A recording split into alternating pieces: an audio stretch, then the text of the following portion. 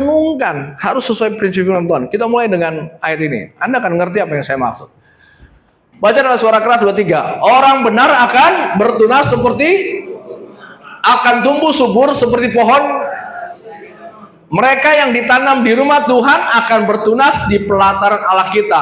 Pada masa tua pun mereka masih menjadi gemuk dan segar untuk memberitakan bahwa Tuhan itu benar. Ini janji Tuhan bahkan sampai masa tua. Katakan masa tua. Enggak cuma 5 tahun pertama, 10 tahun pertama, tapi sampai akhir hidup kita, Alkitab berjanji kita akan tetap produktif. Kita akan tetap prosper, segar. Kemarin ada bercandaan, teman saya yang diangkat itu vendor terbesarnya di polisi, hampir semua aplikasi polisi dia yang buat. Dia bilang gini, ini reuni ke-37, nanti ada reuni ke-40, tapi kayaknya selesai. Oh, kenapa selesai? Karena kalau sampai reuni ke-50 yang datang pakai kursi roda. Pakai tongkat. Oh, enggak. Tapi ditolak. Di sebelah saya semua ngobrol tentang apa? Gue baru operasi gigi. Gue baru ini. Ternyata topiknya tentang kesehatan semua. Kira-kira kayak gitu ya. Karena itu faktor usia. Tapi Tuhan berjanji gini. Dan mereka tanya, lihat kenapa kamu itu fresh? Kenapa kamu awet muda, energik? Saya bilang gini, kalau kita tahu rahasia firman Tuhan, pada masa tua pun kamu masih berbuah. Kita akan tetap produktif bagi kerajaan Allah. Kita akan, ini bukan gemuk badannya, wah Alkitab ya, kita makan gemuk. Segar, fresh. Enggak cuma fresh mukanya. Saya ikutin tuh Instagramnya si Irwan Chandra, dia promosi tentang teknik baru untuk membuat fresh muka ya, enggak ditarik, enggak pakai benang, disuntik ya. Ada banyak cara deh ya. Malah saya posting itu, saya lihat di iklan di taksi. Klinik ketampanan pertama di Indonesia. Wow, berita baik untuk kaum pria. Ada kliniknya. Ya, biasanya didominasi oleh wanita, sekarang ada klinik ketampanan pria. Tuhan berjanji kamu akan tetap segar. Untuk apa? Untuk memberitakan Tuhan itu benar. Nggak ada yang salah dalam pengenalan kita akan Allah yang hidup. Next, kita lihat. Mazmur 92 itu menggambarkan kehidupan orang benar melalui 2 jenis pohon yang luar biasa. Korma dan aras. Keduanya tumbuh di kondisi yang berbeda, tapi sama-sama melukiskan kehidupan orang benar. Boleh nggak ditampilin ayatnya, bisa ya? Mazmur 92 ayat 13 sampai 16. Oh ya tadi ya. Orang benar bertunas seperti pohon korma, tumbuh subur seperti pohon aras. Waktu kita renungkan, saya baca, kenapa sih orang benar itu digambarkan oleh 2 pohon ini? Dan nggak ada pohon toge di dalamnya. Kenapa nggak pohon durian? Kenapa kok milihnya pohon korma dan pohon aras? Karena ini untuk menggambarkan orang benar itu harusnya seperti ini loh. Pohon ini tumbuh di kondisi yang berbeda, tapi punya sama kesamaan. Yang kalau kita pelajari karakteristiknya, sifatnya, dan digabungkan dalam hidup kita, maka Tuhan bilang ini yang harusnya terjadi bagi orang-orang benar. Oke, next slide. Jadi pelajarannya dari Mazmur 92 ini, pertama, seperti pohon korma. Katakan seperti pohon korma. Nah, karena tema kita adalah merawat semangat ketekunan, dan saya percaya nggak kebetulan, tekun di tengah tekanan. Katakan tekun. Di tengah tekanan. Nah, ini yang sulit. Kita tuh pengen kalau ditekan di sini, ya udahlah ke sini. Oh, di sini nafas lega. Di sini ditekan. Di sini wah enak di sini lingkungannya tanpa tekanan. Di situ ditekan lagi. Mau sampai kapanpun kita akan alami tekanan. Dan Tuhan bilang gini, kita harus seperti pohon korma, kita harus tekun di tengah tekanan. Nah, menarik adalah pohon korma itu jenis palem ternyata ya. Jadi palem itu kan banyak family-nya ya. Jadi adalah pohon jenis palem, hidup di gurun kering. Bayangkan saudaraku, pohon korma itu tinggal di padang pasir yang ditanam, kering kerontang. Kemarin aja lagi panas terik, tiba-tiba hujan, sakit, pala bener-bener panas po. Benar ya? Hampir tidak ada air. Tapi justru di tempat seperti itulah korma tumbuh subur dan berbuah manis. Kok bisa pohon yang ditanam di tanah yang kering, panas, terik, tapi ternyata produktif. Buahnya itu manis banget. Subur lagi. Kenapa begitu? Karena akar korma menembus dalam sekali ke tanah, mencari air tersembunyi di bawah permukaan tanah. Sebelum batangnya muncul, akarnya sudah kuat. Kemarin sempat ribut KDM. Katanya airnya di pegunungan, kok dibor? Lah iyalah, yang dari air pegunungan kan sedikit, yang paling banyak kan yang di bawah tanah ya. Nah akar juga sama, dia cari ke dalam. Nah kita lihat video singkat ini tentang pohon korma. Saudara akan ngerti kenapa Anda banyak tekanan dalam hidup hari-hari ini. Perhatikan videonya. Bisa ya? Lancar. Oke.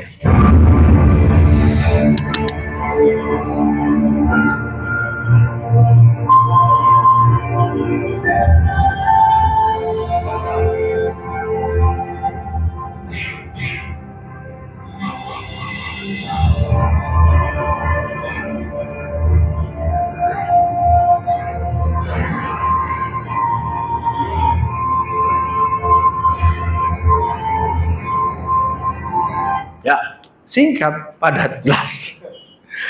Jadi orang Timur Tengah itu tahu cara nanam korma adalah dia gali, masukin benihnya, kemudian ditaruh batu yang berat di atasnya. Supaya apa? Supaya dia latihan beban. Katakan amin. Jadi waktu tunas itu mau keluar, aduh pengen cari udara segar sedikit, healing di zaman sekarang ini ya. Kayaknya gue butuh healing. Ternyata pintu healingnya ketutup. Aduh Tuhan kejam ya. Lihat temennya, waduh, lagi melihat gunung Fuji di Jepang. Waduh, Skandinavia. Nah kenapa gue di kos-kosan mampet begini? Ya mungkin kita ini lagi ditaruh batu besar di atas kepala kita, ya, sehingga kita nggak kemana-mana. Halo. Kenapa? Karena nggak punya opsi lain. Si akarnya daripada ke atas nggak bisa, ya udahlah, gue ke dalam aja lah. Dia semakin dalam, semakin dalam. Kenapa? Dia kumpulkan kekuatannya, daya dorongnya, daya tekannya, sampai akarnya udah sampai ke dalam. Dia sedot air, dia kuat. Sekarang itu batu berat banget ya. Tapi setelah dia cukup kuat, dia mulai dongkel, kayak dongkrak. Dan setelah jatuh, batunya dia tumbuh. Makanya angin badai di padang gurun itu nggak merobohkan pohon korma. Itu sebabnya kenapa di tengah panas terik yang pol di Jakarta 37 aja kita sakit. Mereka 45, 47, malah tumbuh. Buah-buahnya tuh malah keluar dengan segar. Jangan salah, karena yang di dalamnya puluhan meter akarnya, mereka sedot air yang sangat murni, yang sangat baik dari bawah tanah di gurun pasir. Itulah hidup Anda dan saya. Katakan amin. Jadi kalau hari ini kita seakan-akan tertutup, ada batu besar. Ini kan banyak orang, saya cerita di ujung Kulon, bukan yang di Cibubur ya. Kenapa sih? Kok kayaknya berat banget hidup gue dibanding yang lain? Iya, karena kita bandingkan diri kita sama orang lain. Orang lain toge, Anda pohon korma. Katakan amin. Tapi kita pengen jadi toge mulu. Yang dipanen, ditongseng, habis kita. Bener atau bener? Tinggal dilempar tuh ke panci, dikasih minyak, kasih bawang, neng, toge goreng. Tamat riwayat kita, dimakan. Tapi kalau jadi korma, dinikmatin terus menerus, berbuah terus, nggak cuma 1-2 orang. Saya pernah cerita untuk Bapak Ibu Saudara, di rumah ibu saya itu mangga ketika di zaman jaya-jayanya, sekarang udah dipotongin tuh sama ibu saya supaya nggak terlalu banyak. Tukang buah itu ngantri setahun bisa 3 kali. Sekali panen 300 kilo. Katakan lumayan. Itu mangga Medan. Tahu nggak mangga Medan? Kecil. Nggak bisa gede. Tapi para penggemar mangga Medan udah tahu. Kalau belum matang dirujak. Kalau udah matang manis banget. Saya belajar dari dulu anak Komsel ya. Tinggal kos di rumah. Dia putar-putar. Mau ngapain? Dia putar-putar, itu mangga nggak dikupas, dia putar-putar sampai semua dagingnya lepas dari bijinya. Habis itu diambil sedotan, terus diminum. Pinter banget loh. Ya, ngejus, Pastor Leo ngejus dulu ya, tanpa dikupas. Jadi dia putar, dia sambil ngomong, dia putar-putar sampai lepas. Dia tusuk, benar-benar kayak jus fresh.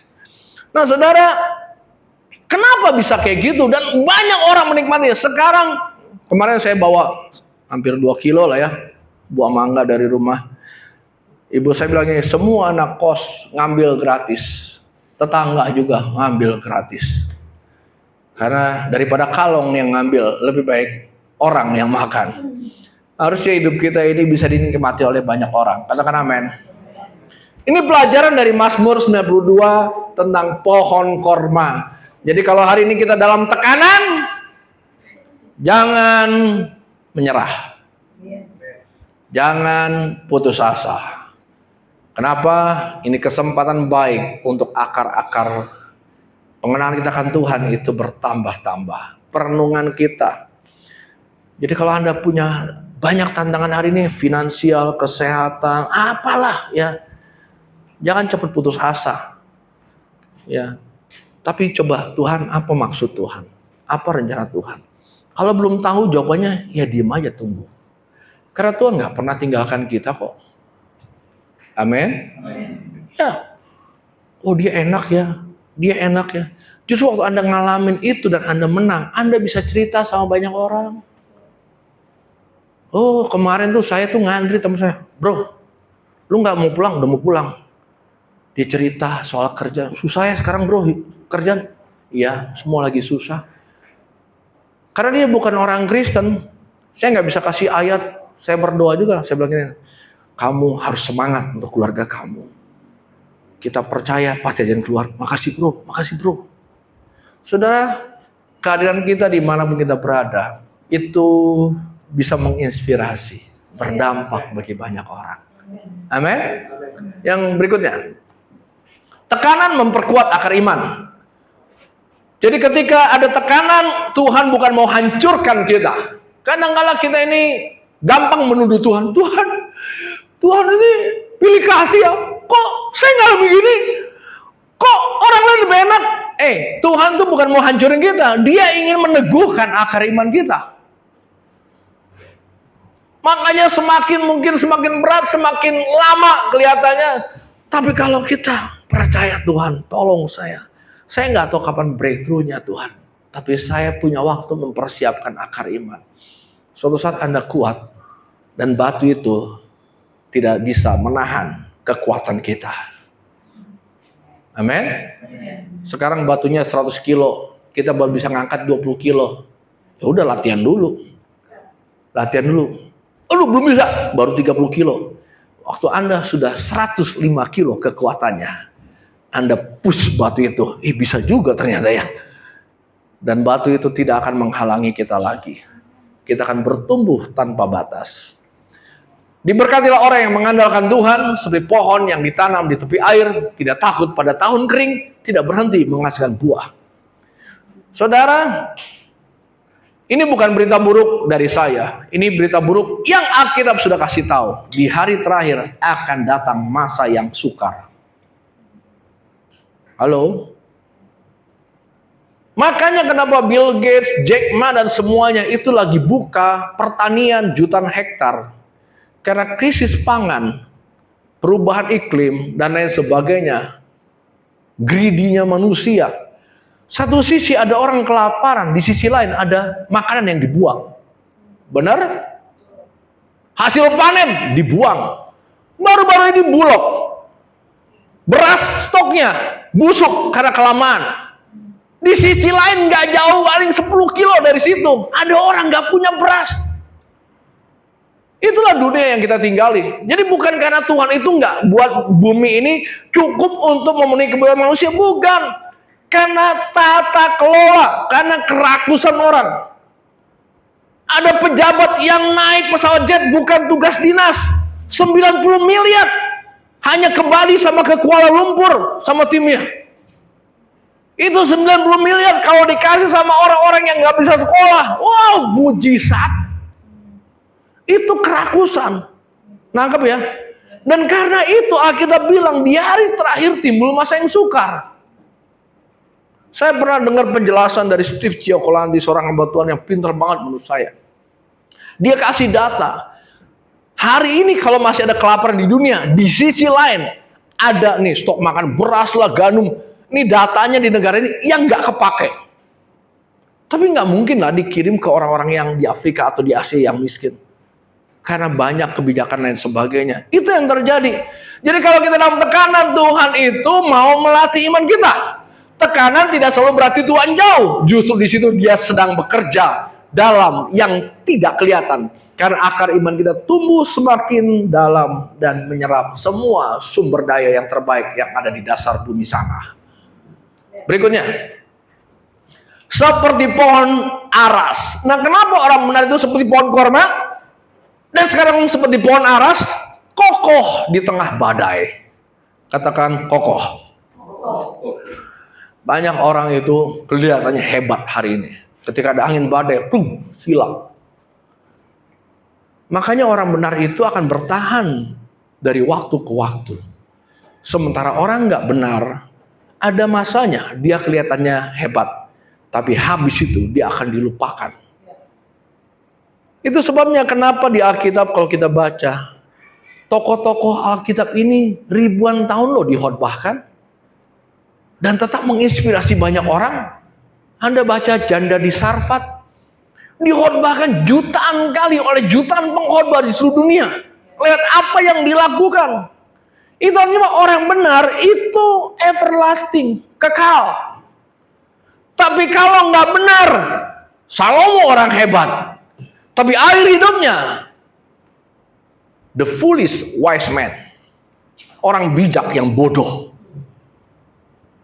Kelihatannya berkuasa.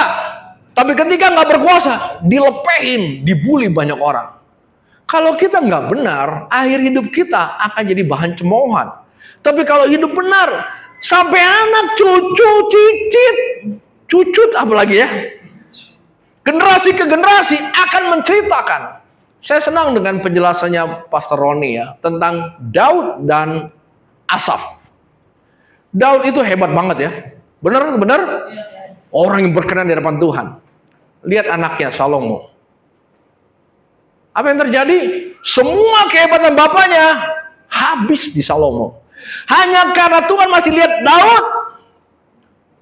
Dia masih kasih kesempatan Rehabeam tuh, cucunya. Habis Rehabeam, tamat habis. Cuma 3 generasi. Makanya kenapa sering dikutip di banyak pengajar ya, motivator, businessman. Para perintis itu hebat. Anaknya maintain, cucunya ngancurin. Karena mereka nggak pernah susah. Lahir udah pakai Lamborghini, halo. Kita mau sekolah aja udah, aduh bisa gak ya? Ada uang kuliah gak ya? Aduh, ini duit kemana ya? Pakai iman.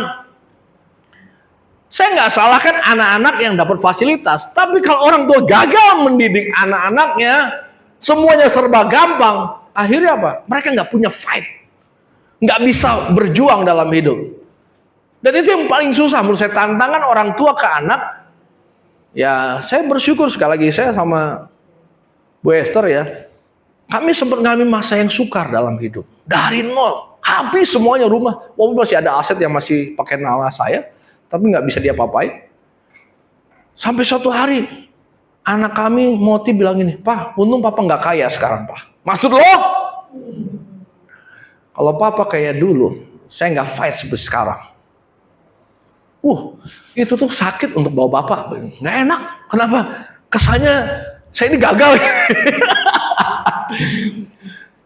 Malah waktu masuk kuliah dia begini, kalau aku masuk swasta, Papa nggak akan bayarin aku, nggak punya duit Papa. Itu kondisi paling sulit waktu itu. Jadi saya harus fight untuk meraih cita-cita saya. Saya nggak bisa minta sama orang lain, saya nggak bisa ngemis sama orang lain. Saya harus kejar apa yang saya harapkan. Saya bilang gini, nggak apa-apa, yang penting tetap andalkan Tuhan dan jangan sombong. Ya Pak. Karena banyak orang juga, saya punya sepupu, Bapak Ibu. Sukses banget. Tapi dia kepahitan. Gua bosan jadi orang miskin, gue pengen jadi orang kaya. Dia berhasil jadi orang super kaya. Tapi itu nggak baik motifnya. Nangkep ya?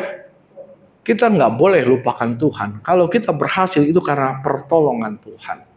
Nah, pohon aras ini kenapa kokoh di tengah badai? Pohon ini tumbuh di pegunungan Libanon. Pohon aras di Libanon. Tingginya bisa lebih dari 30 meter. Tinggi loh. 30 meter lebih tinggi dari ruko ini ya. Tinggi. Batangnya tebal, kayunya kuat dan harum. Kayu aras dipakai Salomo untuk bangun bait Allah. Aras melambangkan keteguhan dan kemuliaan. Dia berdiri tegak di tempat yang tinggi, menantang badai dan angin kencang. Akar aras tertanam di batu-batu pegunungan menjadikannya sulit tumbang. Menarik adalah dia tumbuh di tengah banyak batu-batu yang sebenarnya sulit untuk tumbuh pohon sebesar ini. Tapi justru batu-batu yang membuat dia susah itu membuat dia bertahan ketika ada angin badai. Karena kalau mau numbangin dia, congkel itu batunya. Kira-kira itu. Dia mengikatkan dirinya kepada semua batu-batu yang besar itu. Dia kuat bertahan. Coba kita lihat penjelasannya sedikit ya. Next.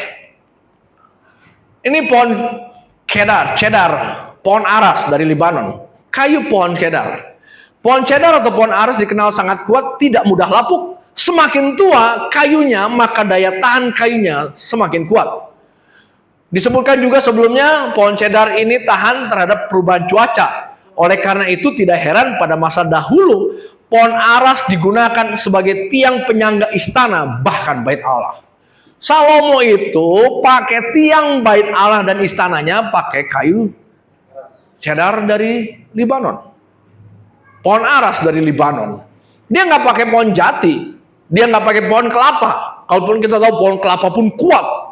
Ya, tuh di Minahasa kan banyak pohon kelapa nggak dipakai. Keras sekali tuh. Padahal kalau dijadiin balok, papan, itu furniture yang awet bukan main. Karena kan kelapa kita tahu ya, tahan sama air. Kalau kita beli kayu-kayu di Jawa ini, aduh, rayap juga kalah. Kena banjir langsung lapuk. Nah ini kuat banget. Kemudian pohon aras. Ini di Libanon ya, jenis pohon yang cukup terkenal di dunia. Keberadaannya telah lama dikenal hingga beberapa pohon diperkirakan ada yang berumur lebih dari 1000 tahun. Pohon yang berumur panjang bertahan dalam kondisi cuaca dingin hingga minus 25 derajat Celcius. Mampu bertahan dalam kondisi dingin, membuat pohonnya dapat dijumpai cukup banyak di sepanjang pegunungan Libanon. Saudara, kalau dingin banget, banyak orang itu mati. Aduh, keluarga ini dingin banget ya, mati. Aduh, perusahaan ini udah dingin banget, mati. Aduh, gereja ini dingin banget, mati. Untung AC kita nggak terlalu dingin ya. Saya, bener Bapak Ibu, kalau kita yang tinggal di tropis ya, ngalamin dingin. Elim waktu ke Eropa dingin nggak? Berapa, minus berapa? Minus ya? 5 ya? Nah, waktu saya kena badai salju di Korea itu, ini karena banyak gedung, kita keluar hotel, lihat minus 12, minus 10. Saya coba buka jaket 5 detik, hampir nggak bergerak. Freeze. Supaya difoto pakai kaos doang. Freeze. Itu langsung kayak ditusuk. Naik ke pegunungan. Lihat temperatur, minus 25. Ampun deh. Udah tuh 6 lapis ini baju. Singlet, kaos, meja, flanel, jaket, long john, wah semua lah udah. Udah pakai salon pas panas. Dasar orang Asia. Tapi yang buat sakit hati adalah ngelihat nenek-nenek keluar dari rumah olahraga pakai daster baju tidurnya. Maka saya, wakil saya, teman saya ngelihat itu, kita merasa berdosa. Ini orang Korea keluar dengan neneknya begini-begini. Itu beda ya. Itu mungkin gingsengnya beda ya. Kalau kita di sini beli yang KW berapa. Nah, itu gambaran Bapak Ibu saya, ini pohon tahan banget. Bisa hidup dan kuat dan umurnya panjang. Berapa lama Bapak Ibu Saudara ingin dikenal? Hebat, jaya, keren. Habis itu nggak dikenal lagi, dilupakan, bahkan diejek, dihina. Jadi sebenarnya gampang. Ini sesuai firman Tuhan ya. Kalau Anda terinspirasi sama orang, lihat akhir hidupnya dan setelah itu, apakah dia masih tetap jadi inspirasi? Dipelajari. Ya, kita punya orang-orang hebat seperti Bung Hatta, para pemikir. Yang sampai sekarang orang tuh dari seluruh dunia masih belajar biografinya, pemikirannya, idenya, kooperasinya. Itu pemikir yang namanya itu dijaga terus. Banyak saudara. Di Alkitab juga ya. Kita lihat tokoh-tokoh. Tapi jujur loh, John Maxwell itu waktu saya baca urayanya bener juga ya. Tahukah Anda 2/3 tokoh Alkitab akhir hidupnya buruk. Jadi yang dikenal akhir hidupnya Hizkia hebat. Setengah hari matahari berhenti di zaman Hizkia. Akhir hidupnya dia kompromi. Kapal-kapal yang dihancurkan.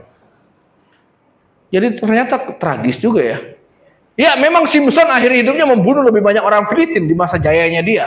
Tapi orang kan ingat, oh Simpson itu yang jadi buta. Oh Simpson itu yang mengkhianati Tuhan dan lain sebagainya. Kehilangan mimpi dan sebagainya. Itu yang diingat orang. Makanya kita berkata harusnya orang benar seperti pohon korma berbuah terus. Berbuah nggak hanya dalam gereja Tuhan, di bangku gereja atau di lingkungan gereja. Kita tuh harus fruitful dimanapun kita berada. Katakan amin. Saudara jangan pernah batasi cara Tuhan ya. Maksud saya gini, karena banyak orang berpikir kita tuh harus jadi berkat di gereja saja. Sementara penyembahan itu ya, worship itu ada unsur worknya, kerja, dan cultnya, penyembahan. Jadi Anda bekerja dengan sangat baik, itulah bukti penyembahan Anda kepada Tuhan. Kenapa kita nggak boleh kerja rata-rata? Kenapa kita harus excellent? Karena orang nggak akan percaya Tuhan itu hebat kalau kerjaan kita buruk. Lah, lu mau bawa Tuhan mulu, tapi kerja nggak bisa. Saya kemarin marah, saya sampai minta maaf sama salesnya. Saya 2 kali marah-marah. Satu ruangan denger saya marah. Ya memang agak nggak sabar. Saya dikerjain sama dia. Pak, tenang aja Pak. Gini-gini Pak. Saya dikejar terus. Saya bilang gini. Saya bilang, Mbak udah berapa tahun kerja? Buat apa Bapak nanya? Saya mau nanya udah berapa tahun kerja. Bisa kerja nggak? Kenapa? Tolong pelajari SOP-nya. Mbak belum kerja, saya udah kerja Mbak. Ini bidang otomotif, saya rada ngerti. Itu prosedurnya kayak gitu. Ternyata bener. Waktu saya ke kantornya, dia ditegur sama, ya kamu salah sih. Makanya orang komplain. Pantesan saya naik pitam. Ini orang nggak benar kerja, nggak ngerti. Baru kali, Mbak udah lama belum kerja. Nah, Pak di situ gantian yang lain yang salah. Pak ini cuma prosedur gini-gini. Saya tungguin sejam, 2 jam. Mas, kalau nggak bisa nyelesain, saya minta ketemu supervisornya. Oh nggak apa-apa, yang prosedur gini. Mas tuh masih lebih muda ya. Kalau di sini nggak bisa diselesaikan, di level atas bisa. Saya cuma butuh surat keterangan untuk keluarin itu. Masa saya nunggu 6 jam hanya untuk surat kayak gini? Nanti berkasnya belakangan, besok itu nggak apa-apa. Oh iya tapi Pak SOP-nya. Karena Anda nggak ngerti dan bukan prosedur Anda, kemampuan Anda, panggil supervisornya ketemu saya. Saya gituin aja. Masih berkelit. Udah saya bilang ini. Bisa kerja nggak? Jangan buang waktu saya. Bukan saya yang salah, kamu yang janjiin. Ini saya gini-gini galak ya Bapak Saudara, kalau di luar ya, di gereja baik banget ya. baik, sabar, ya, penuh belas kasihan, tapi jangan ketemu saya di luar sana. Lu nggak bisa kerja, lu jangan kerja lu. Ya, orang tuh sampai anak, papa ini nggak sabar, bukan nggak sabaran. Itu namanya excellent. Dia hargai waktu saya hargai waktu dia. Waktu dan waktu. Kan kalau orang ngomong, Pak cuma 2 jam kok, jam 4 selesai. Jam 6 nggak selesai, wah habis. Ini Bu Esther masih ingat ya. Ngejamu 300 orang di Jimbaran. Tamu-tamu pendeta. Itu chefnya sama orang dapurnya lelet. Saya penanggung jawab masuk. Saya tadi udah pesen apa? Bisa kerja? Cepat. Oh ya Pak, ditunggu aja. Bukan ditunggu. Ini orang udah datang, tamu saya udah datang, saya udah bayar, cepat. Balik lagi. Belum juga. Saya masuk ke dalam, tambah ke dalam. Saya tongkrongin orang. Wah, semua. Itulah orang Indonesia. Nangkep ya? Maksud saya gini Bapak Saudara. Bukan membenarkan diri. Kita ini jangan sampai jadi orang Kristen di tengah dunia, ya, bikin malu kerajaan Allah. Excellent itu adalah melampaui tugas kerja. Kalau Anda ditargetkan jam 3, selesaikan sebelum jam 3. Amin. Kalau Anda dikasih PR 10, selesaikan 20. Alkitab bilang ini, kalau ada orang minta kamu jalan kaki 1 mil, berjalanlah 2 mil. Kalau kamu diminta 1 baju, kasih 2 baju. Itu yang ngajar Tuhan Yesus sendiri. Dan kalau kita terapkan itu, kemana Anda pergi, Anda aset. Jangan jadi orang biasa, jadilah aset. Aset itu nggak akan dibuang, dipertahankan, dijaga, bahkan dipromosikan. Itu namanya jadi aset. Makanya saya selalu bilang gini, jadilah aset di rumahmu, jadilah aset di gereja, jadilah aset di tengah masyarakat. Kamu itu berharga. Amin. Saya nggak mau buang waktu saya kemarin pulang pergi nyetir sini ke Bandung 2,5 jam, pulang 2,5 jam karena macet di kotanya. Tapi waktu saya sampai di situ, saya tahu semua mereka, teman saya itu ada dekan, profesor, orang hebat semua. Mereka tahu saya ini beda. Bukan karena jabatan saya, bukan karena mobil saya. Kalau mobil putus, Bapak Ibu. Mereka datang, saya bilang, wah. Ya itulah raja otomotif semua di Bandung. Yang belum ada serinya di situ ada. Tapi kualitas kita, kemuliaan Tuhan dalam hidup kita itu yang buat beda. Amin. Nah itu Ponaras kuat di tengah kondisi yang ekstrim dalam hidup. Jadi kalau ke depan ada kondisi ekstrim, masalah ekonomi, pekerjaan, apapun yang terjadi, kegoncangan, kesehatan, apapun yang terjadi, jadilah Ponaras yang kuat. Nggak usah mukanya dikuat-kuatin. Kan ada orang yang tuh ada tuh yang si alay itu yang di TikTok yang si alay. Ya kalau dia ngomong nggak bisa nangis ya Pak. Yang sad boy ya. Jangan sad boy lah. Habis dia ngomong habis itu pura-pura nangis. Saya tuh tiap kali lewat gitu, ini orang sakit jiwa apa ya? Sampai gelarnya apa? Bener ya sad boy ya? Iya. Ya itu kenapa dia terkenal dan dapat duit? Karena ternyata banyak orang karakternya seperti itu. Kelihatan kuat abis itu. Saya ikuti beberapa follow, bahkan orang-orang yang menurut saya itu nggak terkenal, tapi ya punya value. Kalau Anda ketemu orang ya yang dicerocosin atau dimaki-maki dia diem, bukan dia nggak bisa melawan kadang-kala, tapi itulah kekuatannya. Dia menahan emosinya, dia diem, tapi juga nggak langsung. Kan penyakitnya Gen Z sekarang kan kayak gitu ya, dibully habis itu apa? Depresi, stres, bunuh diri dan sebagainya. Nah salah satu pasien kakak saya yang loncat dari mall bulan lalu di Bandung, dari mall ya, depan, pokoknya bunuh diri. Masih konseling sama kakak saya, pasiennya. Tapi ibunya hebat, itu anak satu-satunya kalau nggak salah. Bukan Timothy di Bali, di Bandung ada cewek, tapi di situ nggak dibilang bunuh diri, loncat aja, kecelakaan, padahal dia loncat. Ibunya masih datang ke tempat klinik kakak saya untuk ucapan terima kasih, bawa bingkisan. Bu, terima kasih dok, selama ini udah bantu anak saya, walaupun anaknya mati bunuh diri karena nggak tahan dibully, depresi dan sebagainya. Itu kondisi sekarang. Dan jangankan itu, anak pendeta tuh ada yang bunuh diri kok.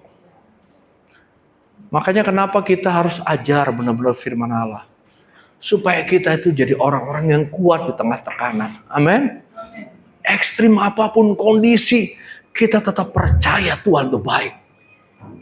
Mungkin belum berubah kondisinya, tapi saudara bilang gini, Tuhan, saya nggak ngerti sampai sekarang, tapi saya putuskan tetap kuat.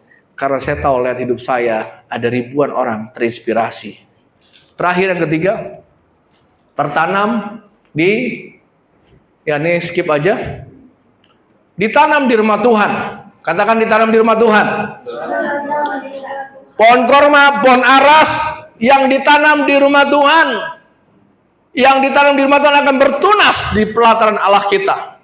Kata ditanam berarti menetap, tidak berpindah-pindah. Orang benar berakar di hadirat Tuhan, dari situ datang kesegaran dan kekuatan. Saudara, kalau Anda lagi ngalamin seakan-akan angin, topan, badai, kondisi ekstrim, kita bilang gini, ditanam di rumah Tuhan. Rampatkan akar saudara ke dalam. Bahkan pindah, nggak menjamin Anda segar. Tahukah Anda, ya, saya nggak tahu waktu pertama kali ketemu Pak Erik ya, datang ke sini. Semua orang baru yang datang ke sini, kan saya ajak ngobrol di ruangan ya. Anda perhatiin nggak yang datang? Tahu nggak akhir dari obrolan saya? Pak, di kompleks ini ada 17 gereja. Saya sarankan Bapak minggu depan ke gereja sebelah, 2 minggu lagi ke gereja sebelah. Nih Anda nggak akan pernah dengar advice kayak itu dari pendeta, dari gembala. Kenapa? Semua orang, oh jangan pindah, tolong kami butuh Anda menambah kehadiran, kalau gak sepi. Saya anjurin, Pak, minggu depan jangan kesini lagi Pak ya. Di belakang saya kenal gembalanya, Bapak ke sana. Nanti setelah 17 kali ibadah keliling, doa, puasa, bandingkan. Kalau serak ke sini, kalau enggak jangan Pak. Jangan Pak. Karena saya nggak memberi pinjaman lunak Pak. Tidak ada BLT, tidak ada bansos, tidak ada, puji nama Tuhan datang lagi. Tidak. Tidak ada jaminan kayak gitu. Anda ketemu orang yang dibanting-banting, Anda ketemu orang yang kena angin badai. Jadi kalau kira-kira ikut saya, Anda ingin kena angin badai, selamat datang di rumah Tuhan. Anda akan mengalami apa yang saya alami, tapi nggak mungkin lebih besar dari yang saya alami. Karena pemimpin Anda tidak akan bisa gini loh. Masalah yang dia memimpin itu orang-orang yang follow dia itu akan di bawahnya. Kalau Anda lebih banyak masalahnya, Anda akan jadi pemimpin, dan yang jadi pemimpin akan jadi pemimpin bawah Anda. Itu prinsip umum ya. Jadi saudara harus ngerti prinsipnya. Ditanam di rumah Tuhan. Next slide-nya. Saya suka dengan kalimat ini. Akarnya di hadirat, buahnya di dunia. Jangan dibalik, akarnya di dunia. Pengen berbuah dalam kerajaan Allah, ya nggak mungkin lah. Akarnya di hadirat Tuhan, buahnya di dunia. Kita hanya berdampak untuk dunia waktu kita berakar di rumah Tuhan. Saya nasihati Pak Gembala minggu lalu yang saya diundang khotbah, Pak, kan banyak pendeta tuh terintimidasi. Pak, jemaatnya berapa?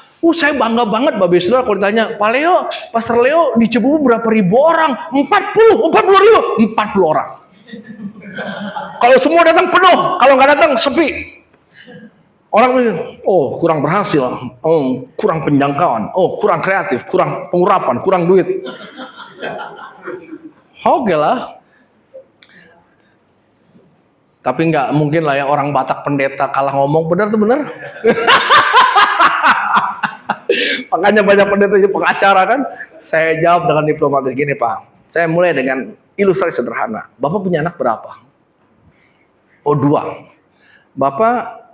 Anak Bapak waktu lahir tiba-tiba jago integral? Enggak. Tiba-tiba ngomong Mandarin lancar? Enggak. Kira-kira butuh berapa tahun? Oh, lama, Pak. 15 tahun. 15 tahun. Oh, lama ya? Enggak bisa didoain, diurapi gitu, Pak. Pakai minyak 1 botol supaya tiba-tiba itu. Oh, nggak bisa. Proses panjang. Oh, jadi Bapak percaya ada proses? Iya. Tapi kenapa Bapak nggak percaya ada proses dalam rumah Tuhan? Bahwa untuk menjadi anak rohani yang bertumbuh kuat butuh waktu. Itu sebabnya saya selalu bilang ini, sabar. Katakan sabar.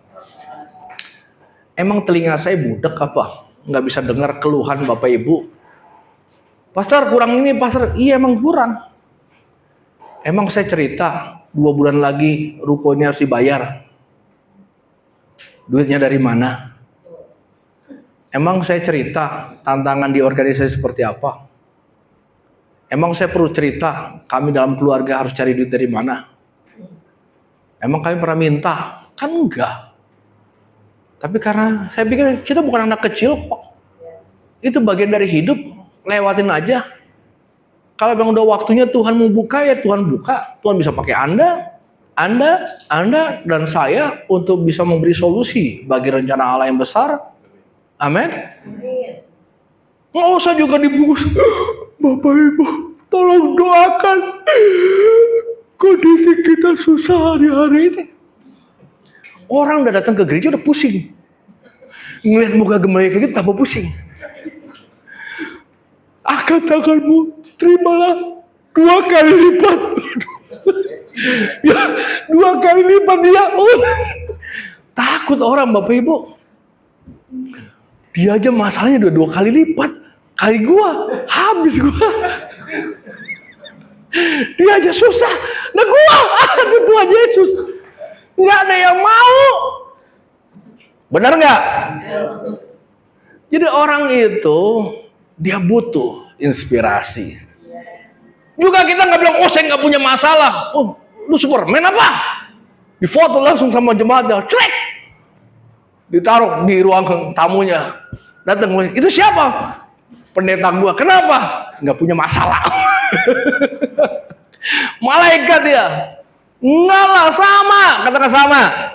Bedanya kita terapkan firman Allah dalam hidup. Bahwa dia Bapa yang baik. Masih ingat 2 minggu lalu saya sampaikan? Aba, sumber kita. Dia adalah sumber kekuatan, sumber pertolongan, sumber kesehatan, sumber inspirasi. Dia sumber segala-galanya. Jadi waktu kita lemah, dialah sumber kita. Habis ya? Berbuah di masa tua. Jadi saya berdoa untuk setiap kita. Sampai tua kita fresh. Sampai tua kita tetap penuh inspirasi.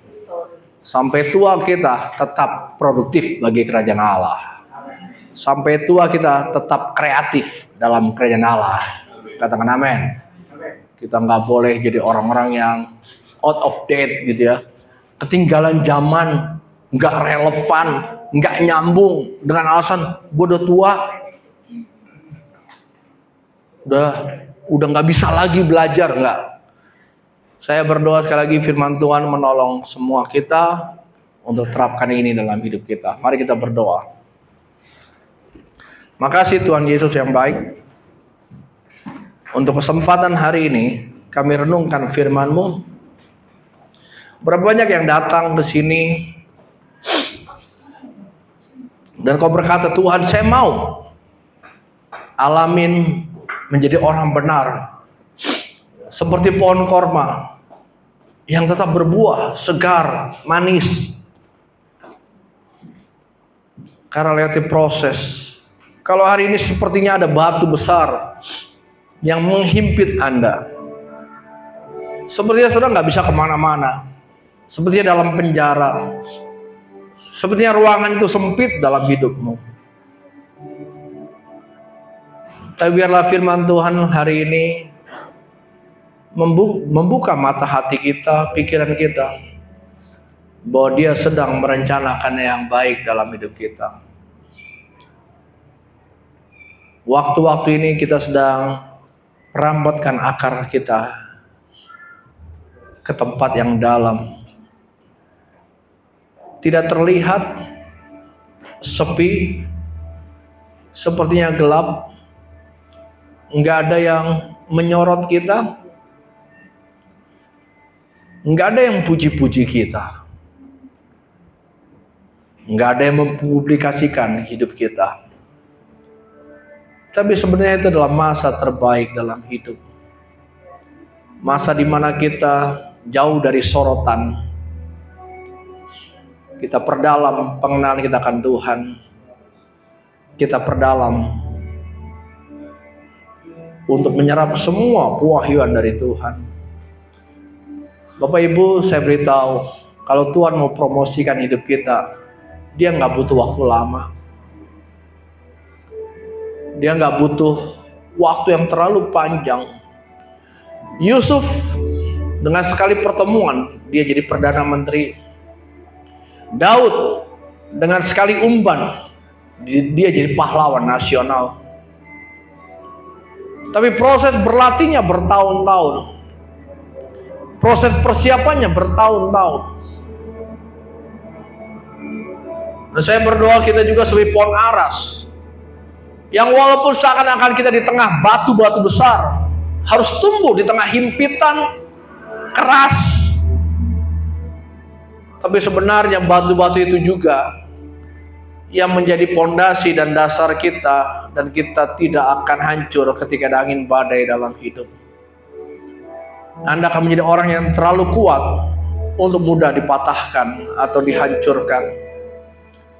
Dan bahkan seperti pohon aras yang usianya bisa 1000 tahun lebih, saya berdoa apa yang kau kerjakan hari ini dalam Tuhan akan berdampak kekal. Orang akan mengingat engkau sepanjang masa apa yang kau kerjakan di dalam Tuhan.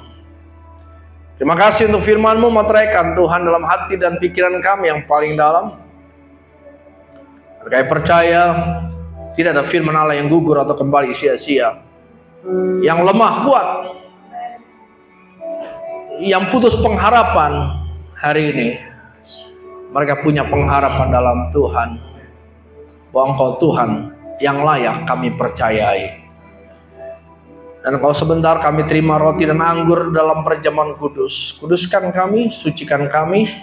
Apa yang kami terima membawa urapan yang baru, kesembuhan dan kehidupan dalam nama Yesus. Amin. Oke, kita masuk dengan kudus. Yang bertugas bisa bantu saya.